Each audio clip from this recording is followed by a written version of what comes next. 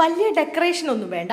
Sudhamani Facebook പോസ്റ്റുമായി P ജയരാജന്റെ മകൻ ജെയിൻ രാജ്.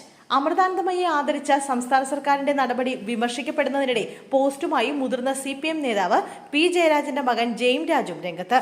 മാതാ അമൃതാനന്ദമയെ വിമർശിച്ചാണ് ജെയിൻ രാജ് രംഗത്തെത്തിയിരിക്കുന്നത്. വലിയ ഡെക്കറേഷൻ ഒന്നും വേണ്ട, സുധാമണി എന്നാണ് ജെയിൻ ഫേസ്ബുക്കിൽ കുറിച്ചത്. അമൃതാനന്ദമയെ ആദരിക്കുന്ന ചടങ്ങിൽ മന്ത്രി സജി ചെറിയാൻ എത്തിയത് വലിയ വിവാദമായി മാറിയിരുന്നു.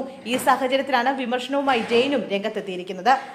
ഐക്യരാഷ്ട്രസഭ ജനറൽ അസംബ്ലിയിൽ ലോകത്തെ അഭിസംബോധന ചെയ്ത് മലയാളത്തിൽ പ്രസംഗിച്ചതിന്റെ രജത ജൂബിലി ആഘോഷവേളയിലാണ് അമൃതാനന്ദമയെ സംസ്ഥാന സർക്കാർ ആദരിച്ചത്.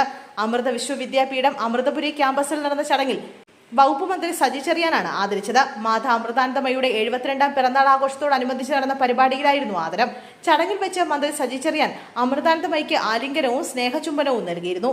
കേരളത്തിന് വേണ്ടി താൻ അമ്മയ്ക്ക് ജന്മദിനാശംസകൾ നേരുന്നുവെന്നും മന്ത്രി പറഞ്ഞിരുന്നു. പരിപാടിയുടെ വീഡിയോകൾ സമൂഹ മാധ്യമങ്ങളിലൂടെ പ്രചരിച്ചതോടെ സജി ചെറിയാനെതിരെ വലിയ പ്രതിഷേധമാണ് ഉയർന്നത്. ഈ കമ്മ്യൂണിസ്റ്റ് സർക്കാരിലെ മന്ത്രിയുടെ പ്രവൃത്തി തെറ്റായ സന്ദേശമാണ് നൽകുന്നതെന്നാണ് പ്രധാന വിമർശനം.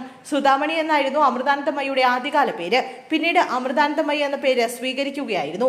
MLA-മാരായ CR മഹേഷ്, ഉമാ തോമസ് എന്നിവരും പരിപാടിയിൽ പങ്കെടുത്ത് സംസാരിച്ചിരുന്നു. പുരസ്കാരം മലയാള ഭാഷയ്ക്ക് സമർപ്പിക്കുന്നുവെന്ന് മറുപടി പ്രസംഗത്തിൽ അമൃതാനന്ദമയി പറഞ്ഞു.